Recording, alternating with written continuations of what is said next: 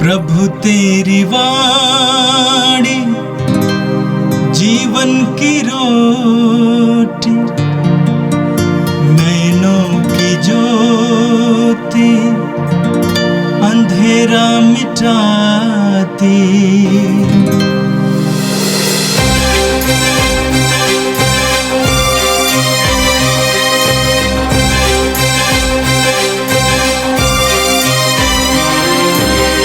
प्रभु तेरी वाणी जीवन की रोटी, नैनों की ज्योति अंधेरा मिटाती। प्रभु तेरी वाणी जीवन की रोटी, नैनों की ज्योति अंधेरा मिटाती। वाणी वाणी वाणी वाणी वाणी पवित्र है, शाश्वत है, जीवन का मन्ना है।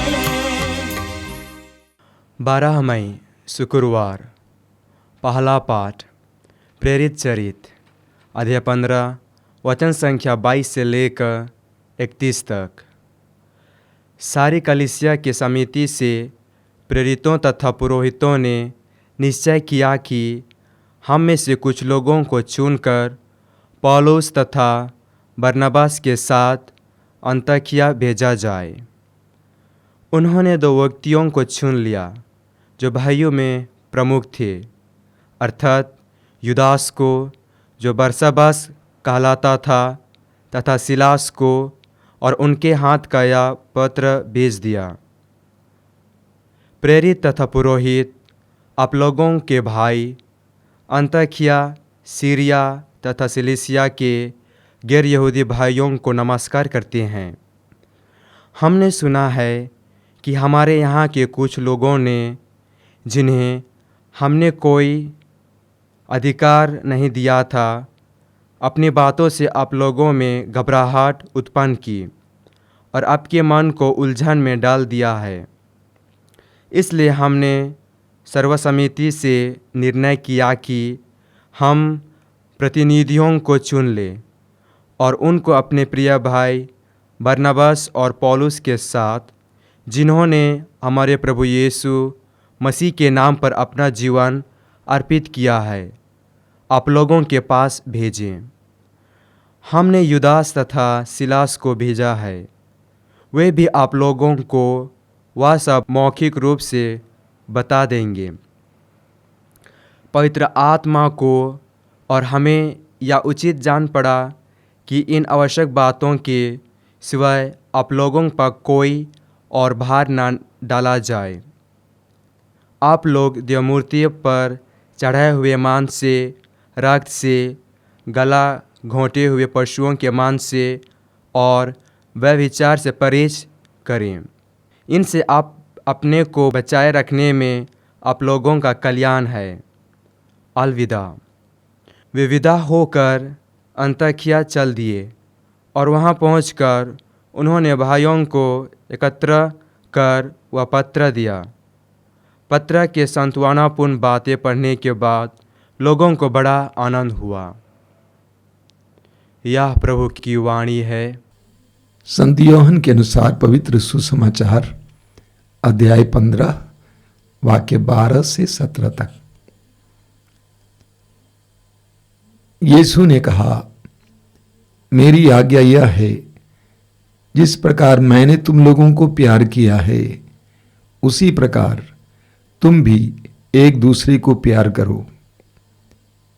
इससे बड़ा प्रेम किसी का नहीं कि कोई अपने मित्रों के लिए अपने प्राण अर्पित कर दे। यदि तुम लोग मेरी आज्ञाओं का पालन करते हो तो तुम मेरे मित्र हो। अब से मैं तुम्हें सेवक नहीं कहूंगा। सेवक नहीं जानता कि उसका स्वामी क्या करने वाला है। मैंने तुम्हें मित्र कहा है, क्योंकि मैंने अपने पिता से जो कुछ सुना वह सब तुम्हें बता दिया है।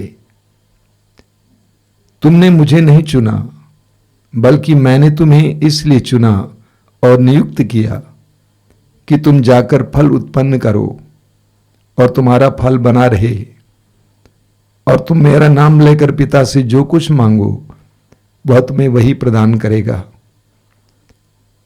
मैं तुम लोगों को ये आज्ञा देता हूं, एक दूसरे को प्यार करो।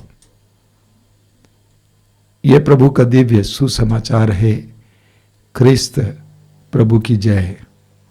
मेरे प्रिय भाई और बहनों, आज का पहला पाठ प्रेरित चरित्र के अध्याय 15 से लिया गया था। आधुनिक कलीसिया के लिए, आज की कलीसिया के लिए एक चुनौतीपूर्ण संदेश आज के पाठ के द्वारा हमें मिला है। सबसे पहले हम सबको ये जानना है कि कलीसिया कोई राजनीतिक संगठन नहीं है, बल्कि विश्वासियों का समुदाय है। कलीसिया विश्वासियों का समुदाय है और कलीसिया में सेवा के लिए लोग नियुक्त किए गए हैं। धर्माचार्य से लेकर पुरोहित, धर्म प्रचारक इत्यादि कलीसिया में सेवा के लिए नियुक्त किए गए हैं।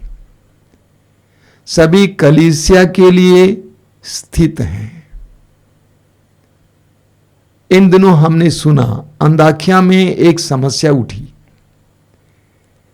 बरनबास और पौलुस के प्रयत्न के द्वारा हजारों की संख्या में गैर यहूदी कलीसिया में शामिल हुए।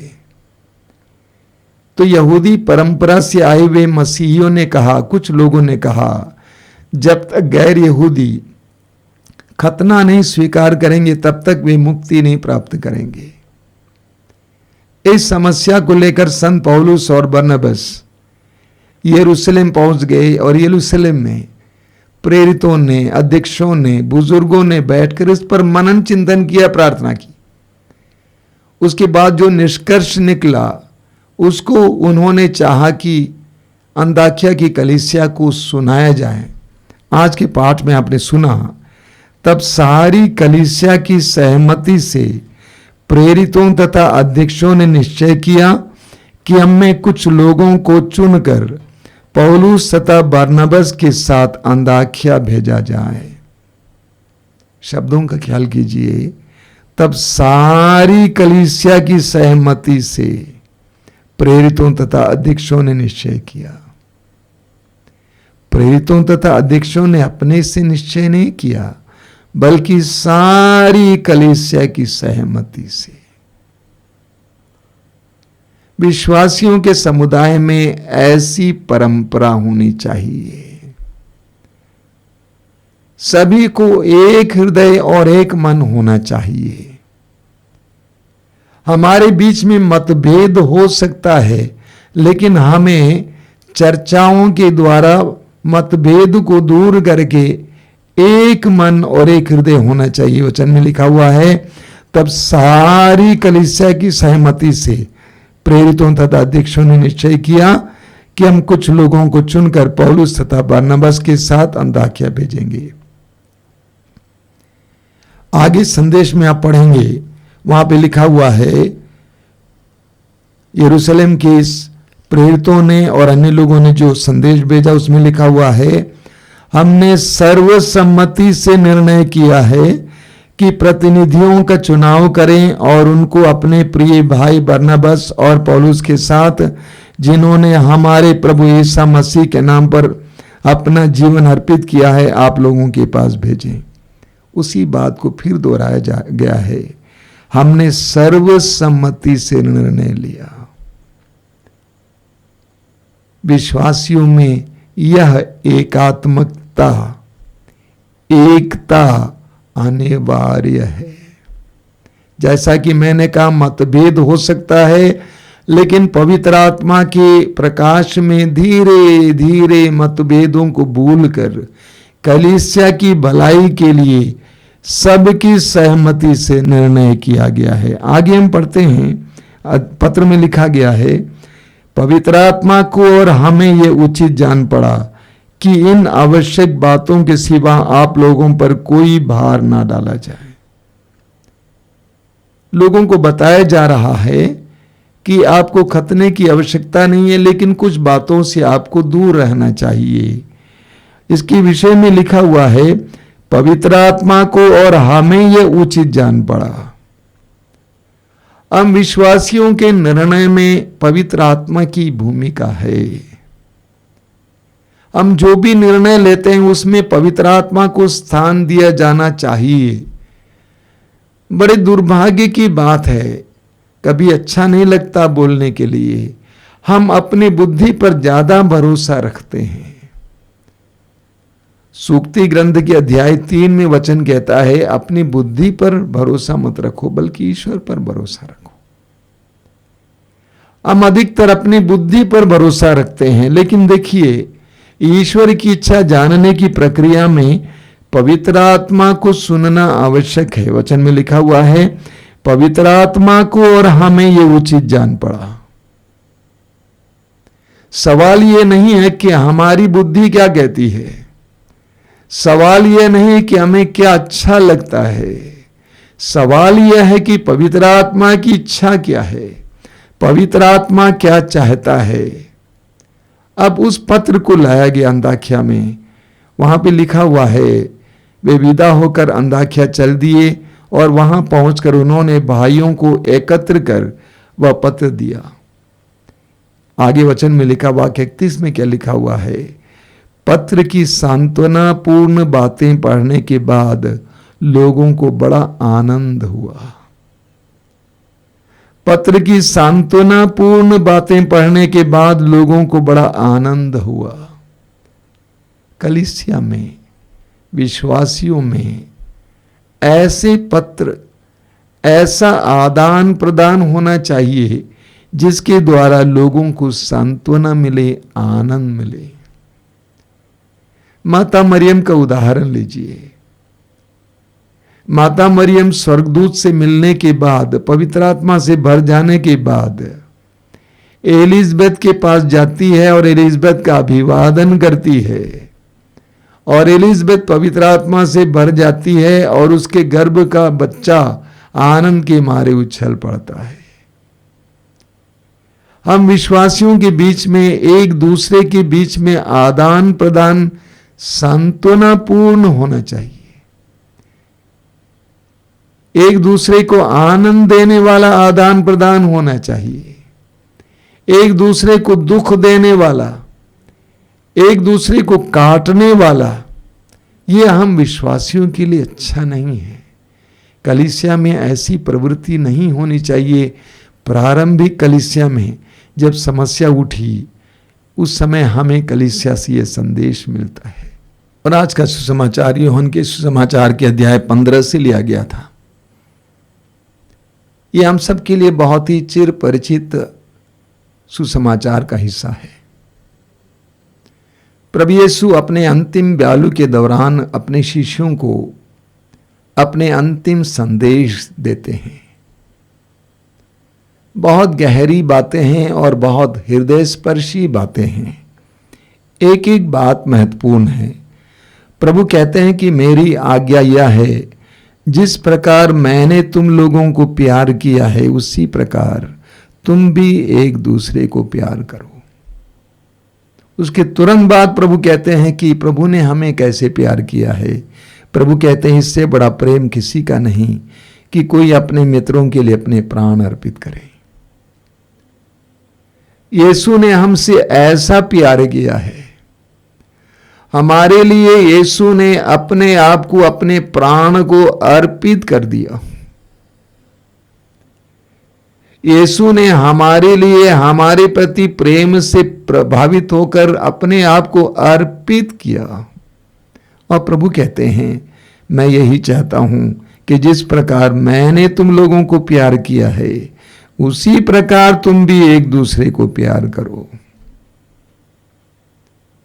प्रभु कहते हैं यदि तुम लोग मेरी आज्ञाओं का पालन करते हो तो तुम मेरे मित्र हो।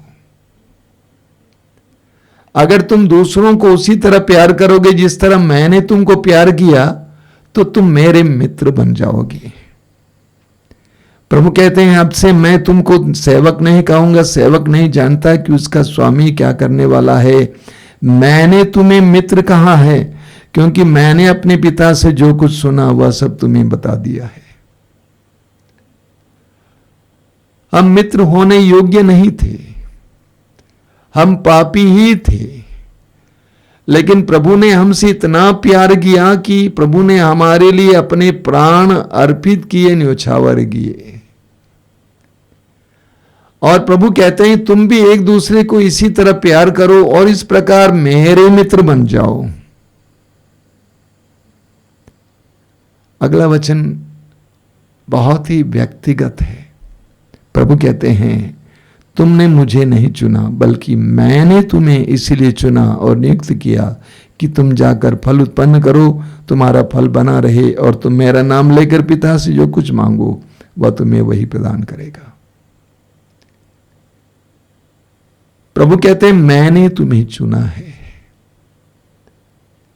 मैं तुमको जानता हूं, तुम्हारे अतीत को जानता हूं, तुम्हारी दुर्बलताओं को जानता हूं, तुम्हारी अच्छाइयों को जानता हूं, तुम भविष्य में क्या करने वाले हो ये भी जानता हूं।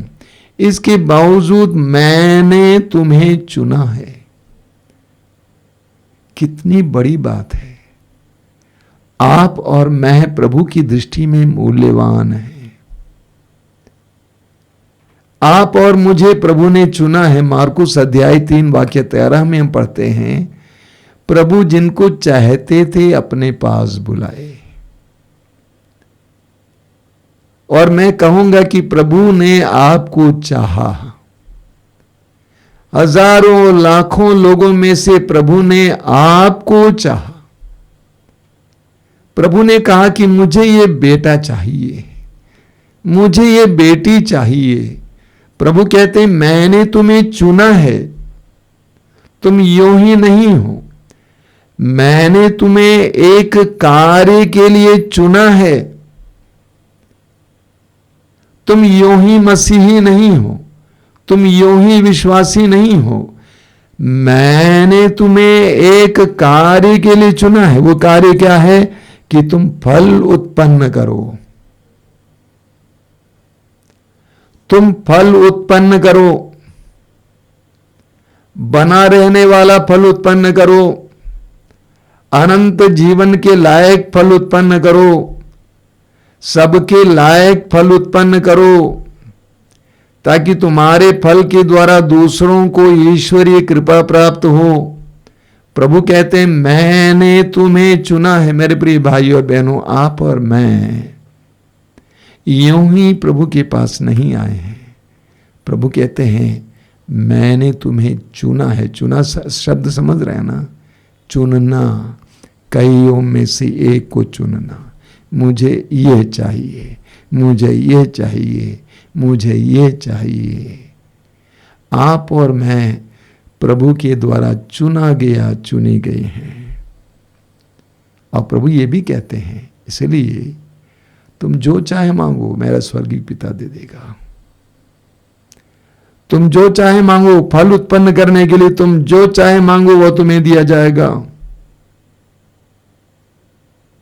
एक वायदा करते हैं, तुम बहुत फल उत्पन्न करो। फल उत्पन्न करने के लिए, अच्छे अच्छे कार्य करने के लिए, ईश्वर के राज्य के योग्य कार्य करने के लिए, अनंत जीवन के लायक कार्य करने के लिए तुम जो चाहे मेरे पिता से मांगो वो तुम्हें दिया दे देगा। प्रभु यीशु आज अपने पवित्र वचनों के द्वारा हमें बहुत गहरी बातें बताते हैं। सबसे पहली बात प्रभु कहते हैं मैंने तुमको मित्र बनाया है, मैंने तुम्हारे लिए अपने आप को अर्पित किया है। उसी तरह तुम भी अपने आप को दूसरों के लिए अर्पित करो। दूसरी बात प्रभु कहते हैं मैंने तुम्हें चुना है। तुम्हारे जीवन का एक उद्देश्य है और वो उद्देश्य ईश्वर के राज्य के लिए है। ईश्वर के राज्य के लिए कार्य करने के लिए मैंने तुम्हें चुना है। आइए हम प्रार्थना करें। प्रभु हम तुझे धन्यवाद देते हैं तेरे इन पवित्र वचनों के लिए। धन्यवाद देते हैं क्योंकि तूने हमें चुना है, नियुक्त किया है, तूने हमें गंभीरता पूर्वक लिया है। धन्यवाद यीशु। प्रभु यीशु समय प्रार्थना करते हैं अपनी बुलाहट के अनुसार, अपने बुलावे के अनुसार जीवन जीने के लिए हमें कृपा दीजिए। ए प्रभु यीशु इन वचनों को सुनने वाले मेरे भाई बहनों को आशीर्वाद देना। आज का संपूर्ण दिन उनके लिए आशीष का दिन बने। हमारी प्रार्थना को ग्रहण कर। आमीन। प्रभु तेरी वाणी जीवन की रोटी, नैनों की ज्योति अंधेरा मिटाती। वाणी वाणी वाणी वाणी वाणी पवित्र है, शाश्वत है, जीवन का मन्ना है।